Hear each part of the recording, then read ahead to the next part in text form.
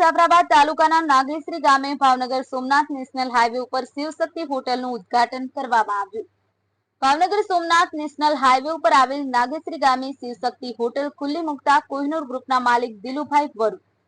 જાફરાબાદના નાગેશ્રી ગામના વતની દિલુભાઈ વરુ દ્વારા શિવશક્તિ હોટલ ખુલ્લી મૂકવામાં આવી, જેમાં રાજુલા જાફરાબાદના ધારાસભ્ય હીરાભાઈ સોલંકી, પૂર્વ ધારાસભ્ય અમરીશભાઈ ડેર તેમજ સાધુ સંતો ભૂદેવ ઉપસ્થિત રહ્યા હતા। આ ઉપરાંત નાગેશ્રી ગામની શાંતિ રથ પણ અર્પણ કરવામાં આવ્યું। શિવશક્તિ હોટલમાં પગપાળા ચાલીને જતા યાત્રિકો માટે નિઃશુલ્ક રહેવા જમવાની વ્યવસ્થા કરવામાં આવી, જેમાં જાફરાબાદ, રાજુલા, સાવરકુંડલા સહિત કાઠી ક્ષત્રિય સમાજના આગેવાનો તેમજ સામાજિક તેમજ રાજકીય આગેવાનો ઉપસ્થિત રહ્યા હતા। Karshanbhai Parmar, Mahadev times news, Amreli.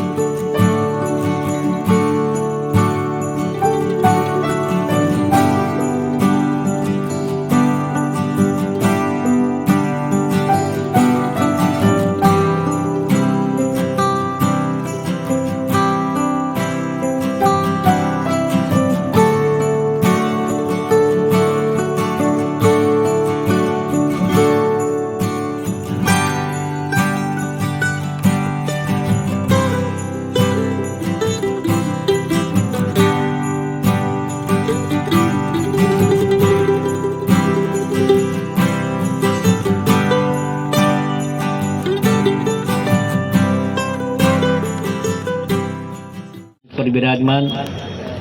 पूजनीय वंदनीय भक्तिराम बापू, अमरदास बापू, ऊर्जा मैया, तुलसी शाम ना ट्रस्टी कथड़ बापू, पूर्व धारासभ्य श्री आदरणीय भाई श्री अमरीश भाई,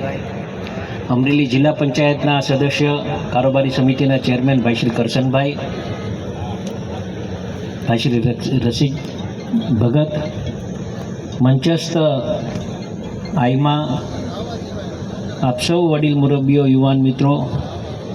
અને ખાસ કરીને તો વરુ પરિવારને ખૂબ ખૂબ અભિનંદન આપવા આવ્યો છું કે ફરીથી એકવાર શિવશક્તિ હોટલ અને ચતુર્વિધ કાર્યક્રમ જેમાં પગપાળા લોકો જે ચાલીને દર્શન કરવા જતા હોય એના માટે નિઃશુલ્ક જે ભોજનની વ્યવસ્થા કરી છે મિત્રો, એ અન્નદાન એક સૌથી મોટું દાન કહેવામાં આવે છે. ત્યારે હું ખૂબ ખૂબ અભિનંદન આપું છું વરુ પરિવારને. મંચ પર બિરાજમાન આદરણીય આ ગામના વડીલ મુરબ્બી, આ ગામના અમારા ગૌતમભાઈ, આ તબકે હું ભાઈ શ્રી પ્રતાપભાઈને યાદ કરતા નહીં ભૂલીશ કે એમના પરિવારજનોએ જે આ ગામને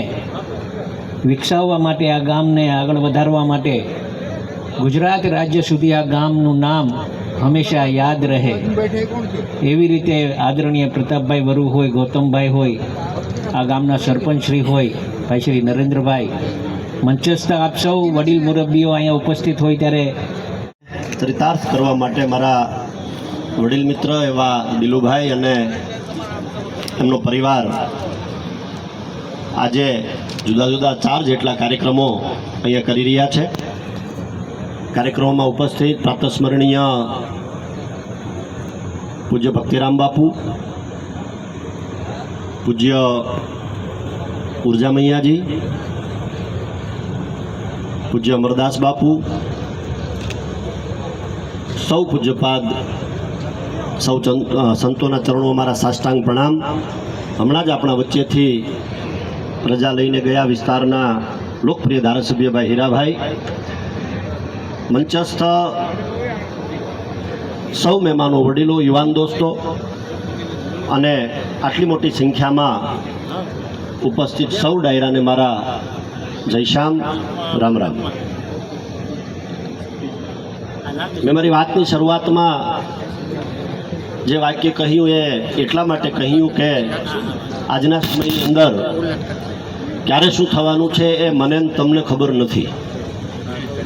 અને એનું ઉત્તમ ઉદાહરણ દુર્ભાગ્ય ઘટના બાપુ જો આપણે ગણીએ તો જે 3-4 દિવસ પહેલાં જે ક્રેશ થયું અને એમાં 300 જેટલી જિંદગી બુઝાઈ ગઈ. અને મારી પાસે જે મુજબ સમાચાર છે, આજે પણ એક સવારમાં કેદારનાથ પાસે હેલિકોપ્ટર ક્રેશ થયું ને એમાં પણ 6 લોકોએ જાન ગુમાવ્યું. એટલે વાત એ છે કે ખબર નથી કાલે શું થવાનું છે, અને એટલા માટે જ આજે જે થઈ શકે એ કરવું જોઈએ. એ સંદર્ભે આજે ખૂબ મોટું સેવા કાર્ય આમ તો દિલુભાઈ અને પરિવાર, ઉદ્ઘોષક મારા મિત્ર નિકુંજભાઈ જે રીતે કહ્યું એ મુજબ ઘણા બધા સુવાસના કાર્યો જે કરી રહ્યા છે, એમાં આજે એક વધુ છોગું ઉમેરાય, પીછું ઉમેરાય એવું પગપાળા ચાલીને જતા યાત્રાળુઓને રહેવા માટેની વ્યવસ્થા અને નિઃશુલ્ક ભોજનની વ્યવસ્થા આ પરિવાર